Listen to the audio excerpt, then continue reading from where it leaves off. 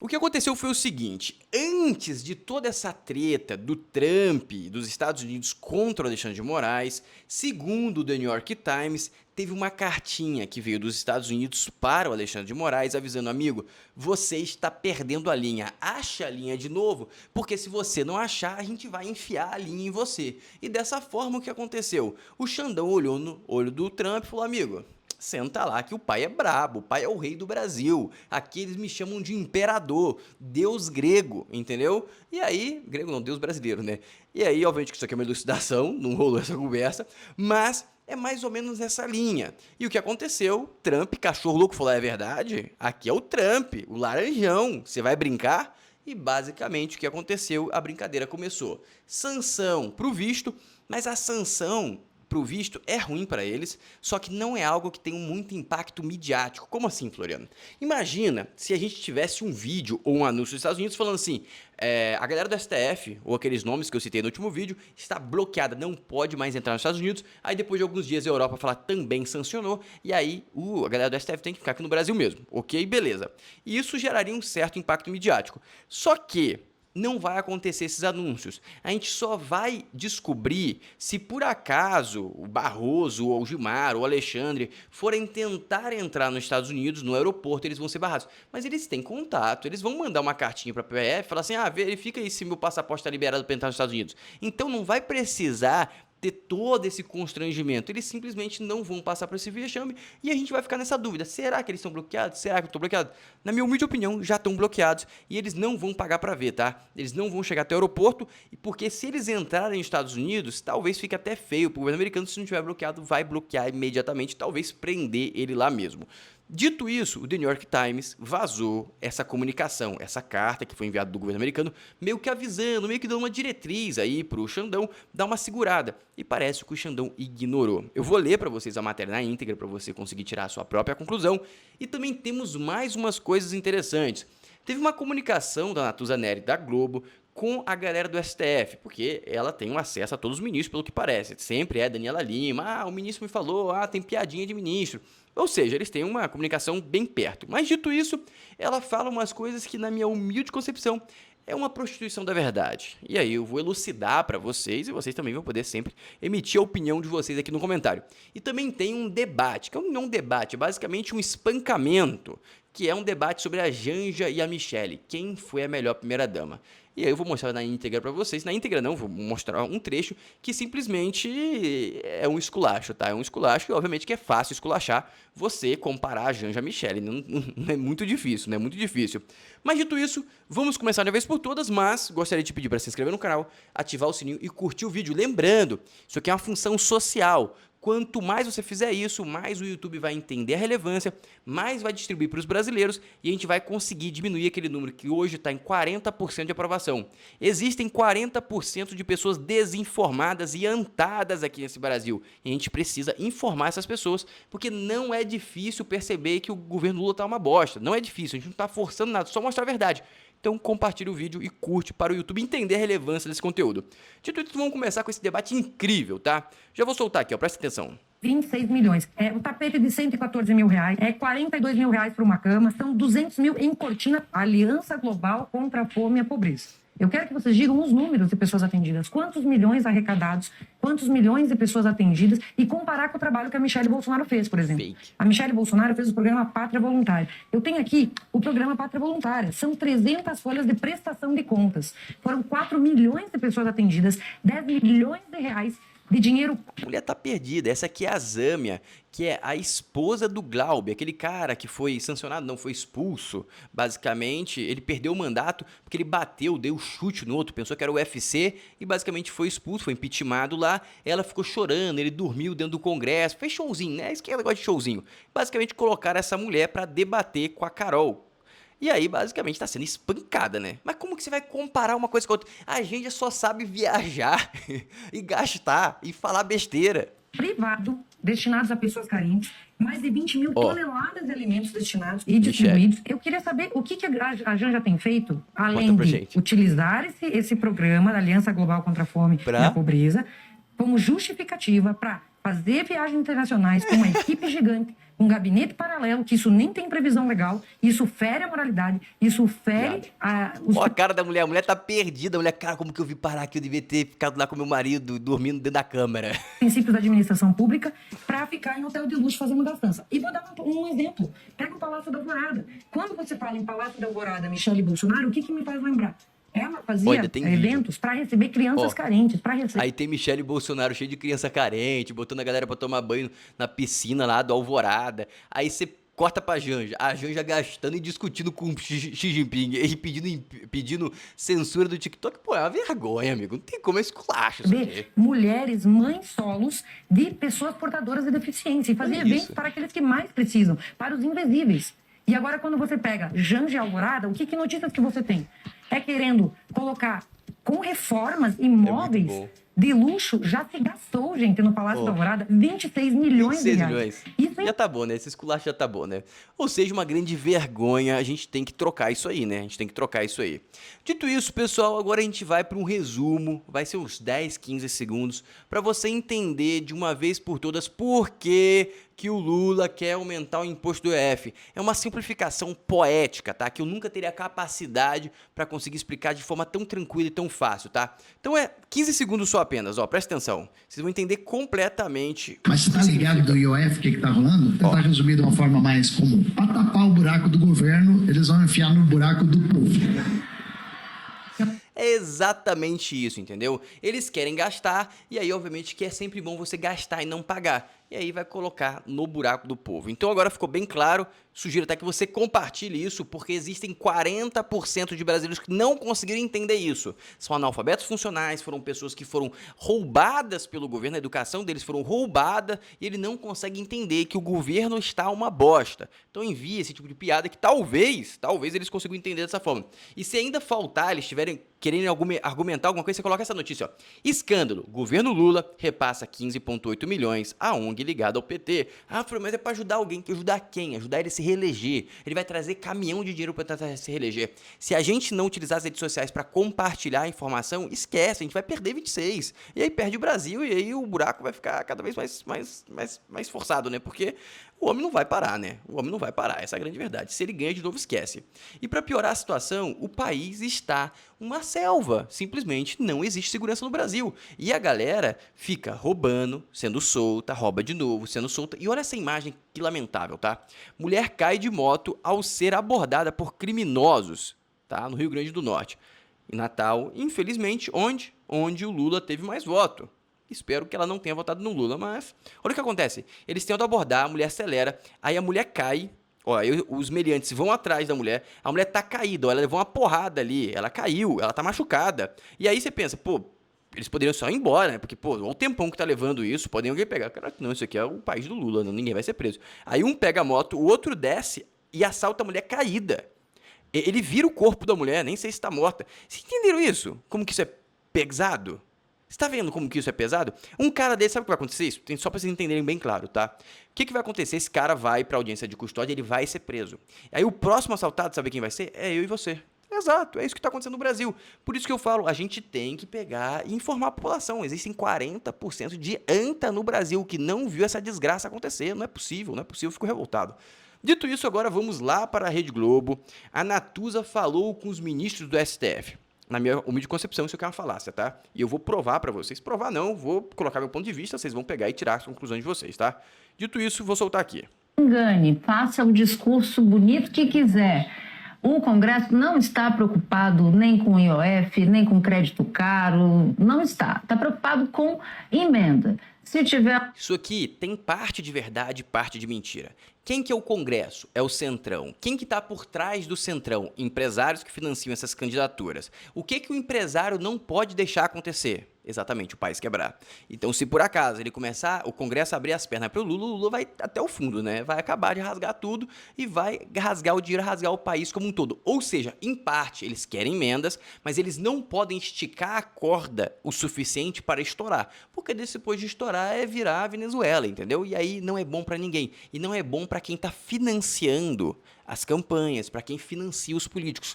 Logo, essa afirmativa é parte verdadeira, mas obviamente que a gente entende que ela quer tirar a culpa do STF, quer tirar a culpa do governo Lula. tiver um shutdown, como se chama, eles também vão perder. O shutdown tá na estratégia que eu postei o vídeo ontem, que é basicamente a estratégia do impeachment do Lula. Se tiver um shutdown no colo do Lula, pode trocar de presidente, não tem problema impeachment. O problema é fazer impeachment em um momento que a economia não explodiu ainda. Porque tira e quando explodir, vai explodir no colo do novo presidente e a população não tem intelecto para entender que não é culpa do novo presidente. Dinheiro de emenda em véspera de ano eleitoral, eles não querem de jeito nenhum. São os chamados, e aí eu já vou migrar para o Supremo Tribunal Federal, emendistas. Essa foi uma expressão que o ministro do Supremo usou para mim hoje, dizendo: o Brasil... Ela fala com o ministro Supremo no WhatsApp assim, parceira. O Congresso Nacional se resume aos emendistas, aqueles aficionados nas emendas parlamentares. E no diagnóstico muito cru desse ministro do Supremo, fiquei muito impressionada com a conversa que eu tive com ele, porque ele fala frases assim: o Congresso não existe, o governo não existe, e tem o Supremo aqui errando e acertando em alguns pontos, mas meio que o Congresso não existe, não. Basicamente, o STF não deixa o Congresso existir, né? Tem esse ponto aí. O muro das lamentações para um monte de gente. Para empresários, ele até disse: olha, outro dia eu fui num evento que tinha um monte de empresários, não, mas o Supremo tá muito ativista. E aí ele respondeu para esse empresário super conhecido, disse assim: sabe quem mais litiga lá no Supremo? Sabe qual é o maior percentual das nossas decisões e dos nossos julgamentos? São demandas de vocês.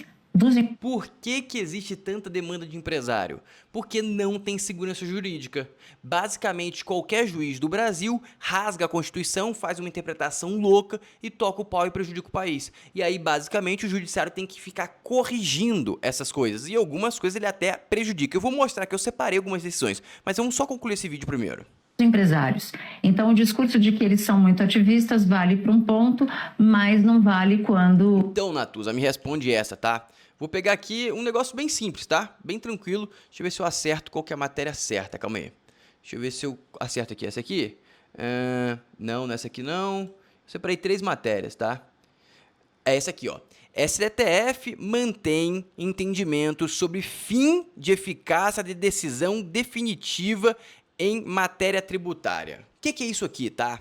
Isso aqui é basicamente, isso aqui aconteceu em 2023, por sinal. Basicamente, vou dar um exemplo literal, o Pão de Açúcar. Isso aqui aconteceu realmente, eu só não sei o valor exato, mas é nessa casa, tá? Não sei se é 170 milhões, 270 milhões ou 200 milhões, mas basicamente o Pão de Açúcar tinha ido pro STF, tinha julgado uma matéria de tributação, que era o CSLL, e basicamente ele tinha ganhado. Basicamente, ele estava isento de pagar esse imposto, por algum motivo. Não vou entrar em mérito de qual motivo, se é justo ou não é justo. Basicamente, tinha sido julgado em 2007 e ele tinha sido isentado. Se você é isentado, o que você pega aquele dinheiro que você estava guardando para pagar o imposto? Você gasta, você investe, você faz qualquer coisa, porque você foi isentado, exatamente. Perfeito. Isso se chama segurança jurídica. Em 2023, o governo começou a cavar para achar dinheiro e pegou e olhou essa matéria e falou: essa matéria não faz sentido não. Vamos rever? Ou seja, você pegou um negócio que foi julgado, que foi decidido, você cavou e desfez. É o que aconteceu, entraram no STF e falaram: pô, isso não pode acontecer, cadê a segurança jurídica do país? E basicamente, o STF falou: se não gostou não, o problema é seu, aqui é o STF, eu que mando. E basicamente quebrou. Ou seja, se você tem uma decisão no juiz, tramitada, julgada, decidida a seu favor, no futuro, daqui a 10, 20 anos, alguém pode chegar lá: não, isso aqui não faz sentido não. Vamos mudar? Vamos cobrar ele aquele dinheiro do passado?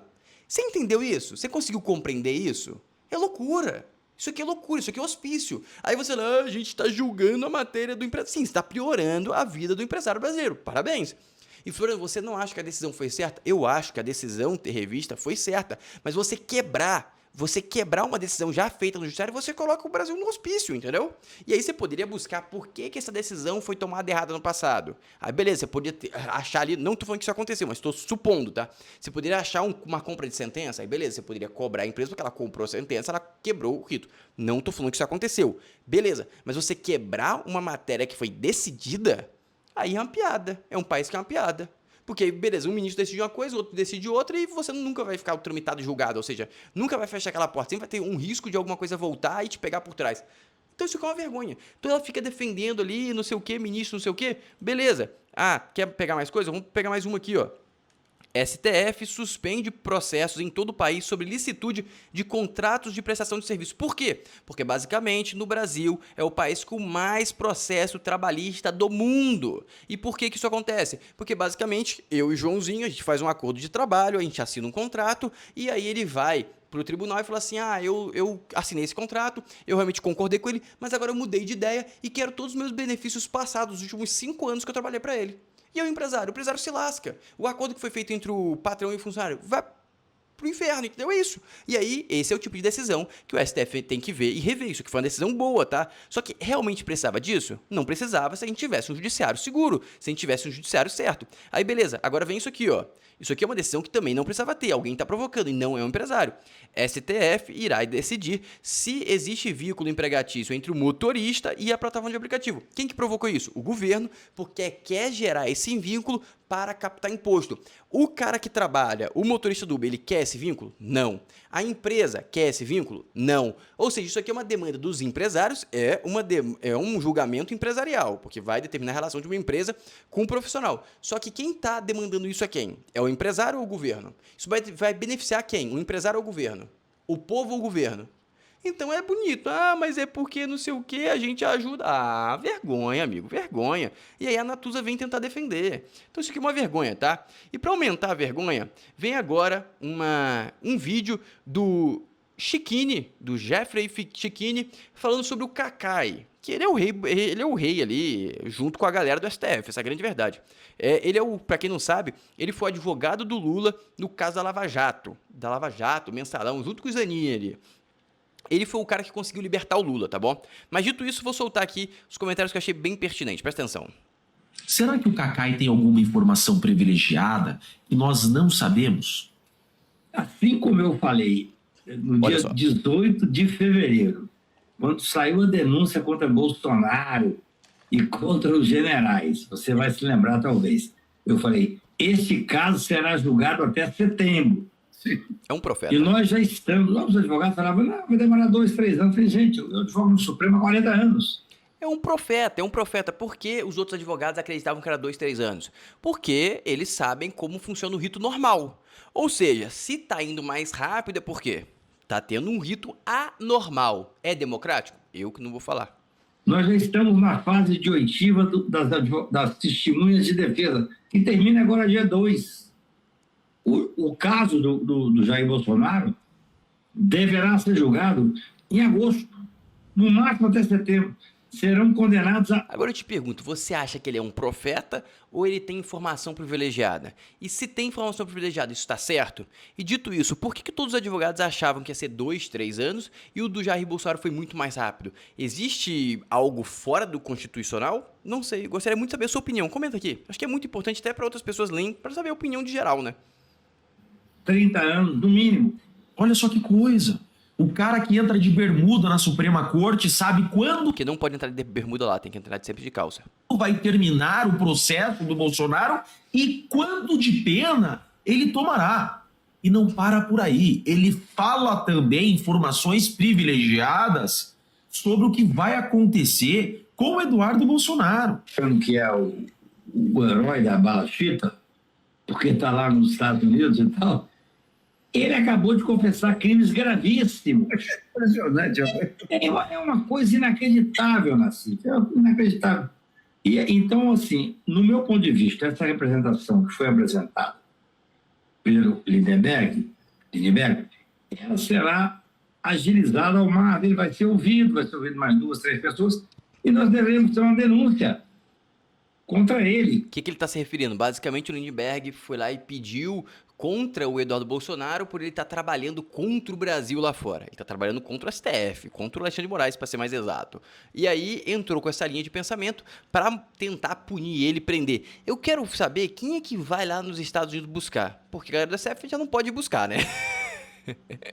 É a vergonha. Uma denúncia de cunho muito grave. Eu já cansei de dizer que o que o Eduardo Bolsonaro está fazendo não é ilegal, pelo contrário, é legítimo e tem previsão na Constituição da República. É o chamado direito de petição, que é cláusula pétrea. está no artigo 5º, inciso 34 da Constituição Federal.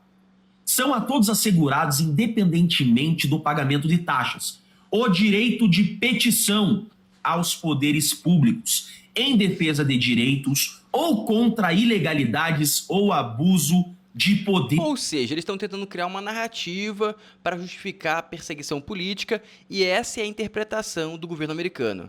Mas eles não vão conseguir convencer quem é o mais importante, que é o próprio governo americano. Dito isso, vamos agora para mais uma bomba. Presta atenção aqui, ó. Lembrando que isso aqui é o UOL, tá? Então já vem sempre com um viezinho, mas presta atenção. Calma. Hoje que o Aguirre e a Natália trazem, é o absurdo da história, né? Até compra de carros, pagamento de mensalidade escolar dos investigados, né? Fatura de cartão de crédito. Qual vai ser o comportamento do governo Lula neste momento, Josias, em relação ao Rui Costa? Como é que você vê o nome dele aparecer num caso tão grave, né, na época da Covid? Fabiola, nós estamos com um excesso de lama no noticiário, né? Isso exige um certo recato de todo mundo. Na pandemia, a torrefação de dinheiro público na compra de respiradores que jamais chegaram aos hospitais do Nordeste, ganhou um protagonismo relevante. Na semana passada, como o Aguirre já realçou, o Tribunal de Contas da União isentou os servidores encrencados nessa fraude como se nada tivesse sido descoberto.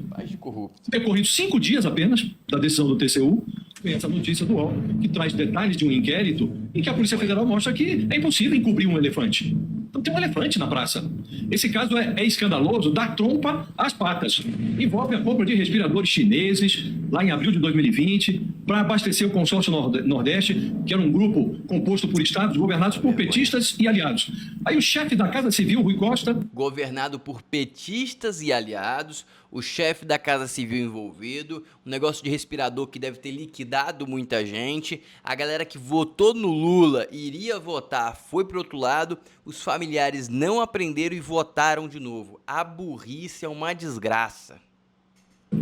Então o governador da Bahia presidia esse consórcio. Transação orçada em 48 milhões de reais e a emergência fez sumir a licitação na época. Pagou-se antecipadamente a uma empresa que comercializava medicamentos extraídos da planta da maconha. Essa era a empresa que ia fornecer equipamentos, respiradores que nunca foram entregues. Subiu 40 milhões, só 40 milhões. Cara, é uma piada.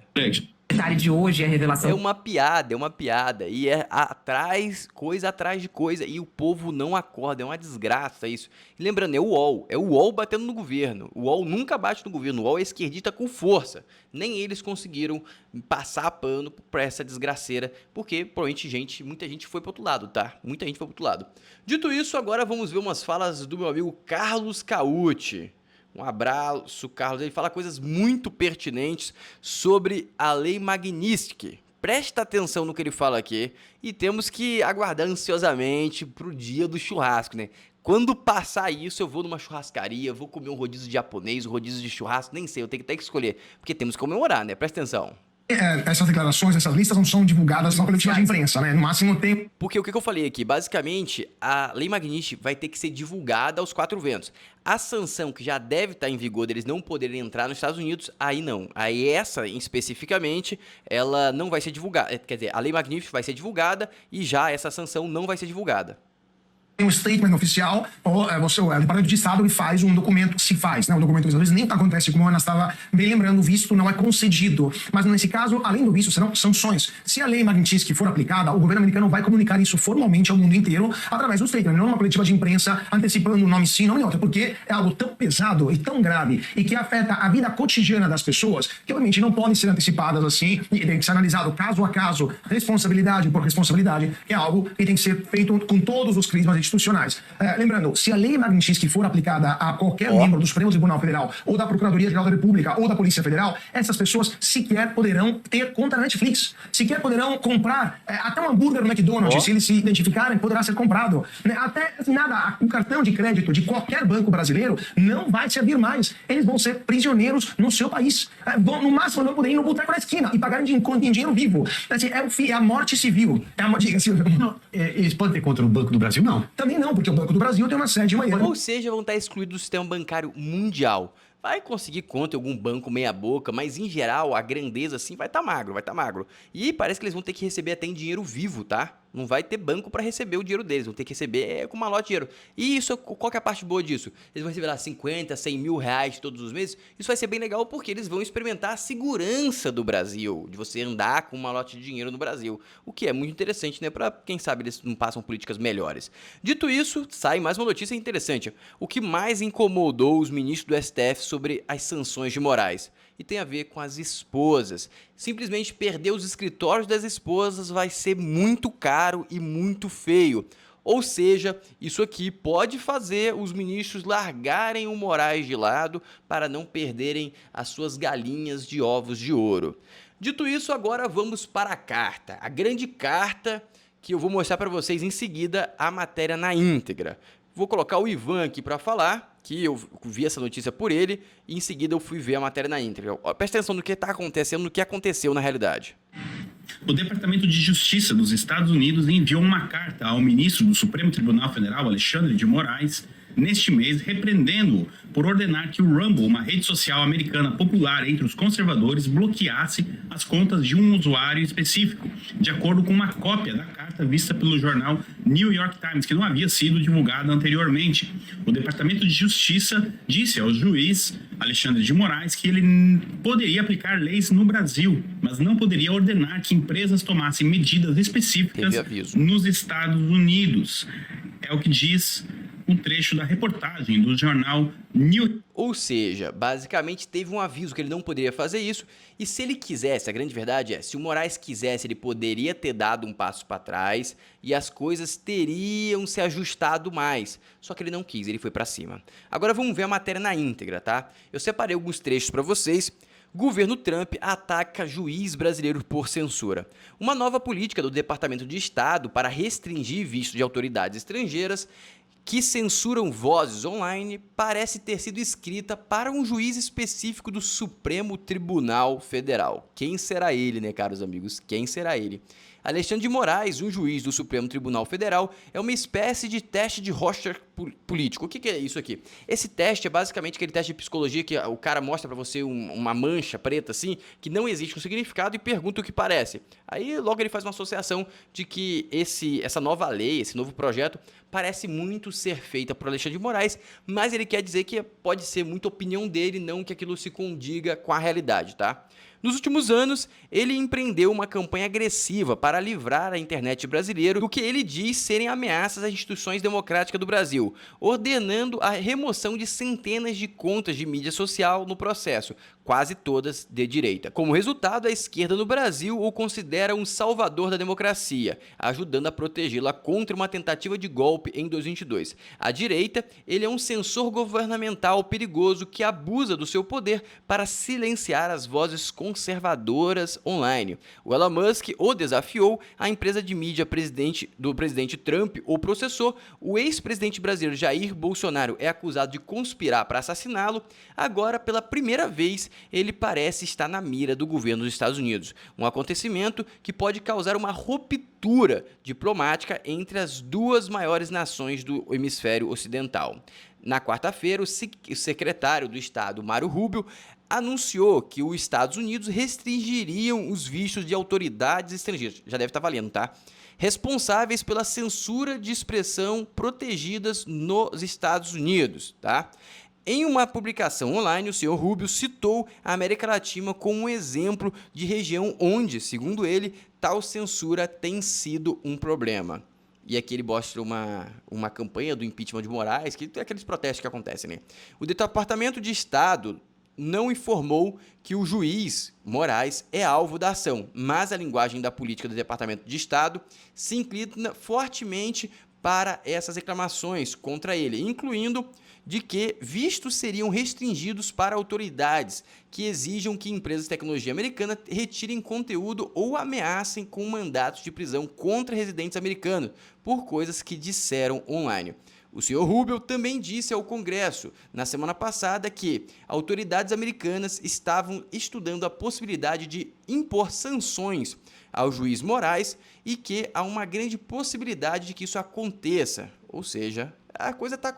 Tudo indica, tá? Segundo o Eduardo Bolsonaro, tudo indica com 85% de probabilidade que vai acontecer a lei Magnitsky. Aí tem essa parte aqui, ó.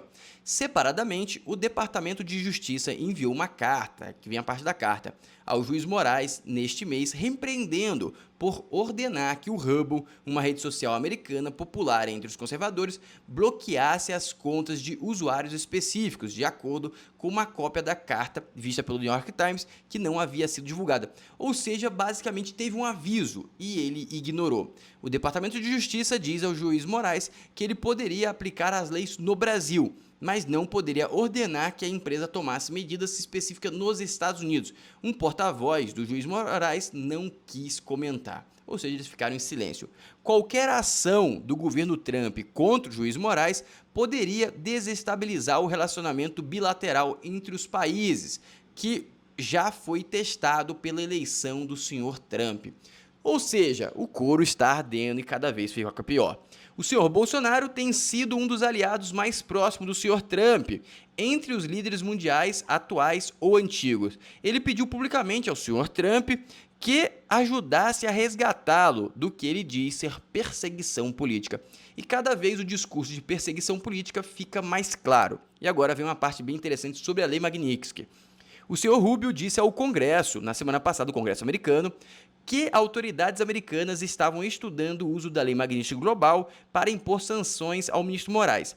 Essa seria uma medida extraordinária, visto que a lei Magnitsky visa punir estrangeiros acusados de grandes violações aos direitos humanos ou corrupção, e que o ministro Moraes é um ministro em exercício no STF, com boa reputação perante o judiciário e o governo brasileiro. Ou seja, o que está segurando aí é uma possível crise diplomática. Mas vamos ser sinceros, quando isso chegar na mesa do Trump, o Trump vai assinar sem nem ler e falar, vou brigar com o Brasil, quem? Lula? Toca o pau, vamos pro próximo, que ele vai perder nas próximas eleições. E já teve isso. Existem estudos, pesquisas feitas por Washington, que basicamente lá é o Brasília americano, que indicam que o Lula vai perder a próxima eleição. E os estudos, as pesquisas internas indicam a mesma coisa. A reputação foi pro saco. E se você faz uma análise preditiva, isso é uma grande previsão, não, preditiva perto mesmo, o governo não vai aguentar de pé. Meu último vídeo eu falei, projeto de impeachment. Por quê? Porque a bomba vai estourar até o final do ano. A bomba econômica vai estourar até o final do ano.